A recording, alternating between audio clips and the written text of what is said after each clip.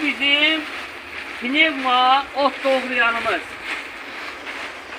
Fərz edin ki, əziz izləyicilərimiz, bu gördüyünüz paket bir ambardır. Və ot doğrayanımız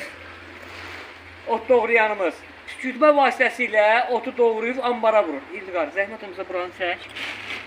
Bu isə bizim əziz izləyicilərimiz.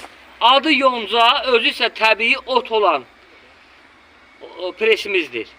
Sizi inandırım ki, həddindən artıq presimiz nəmlidir. Ot doğrayarkən mən amperaja baxırdım, bir gözüm amperajdaydı.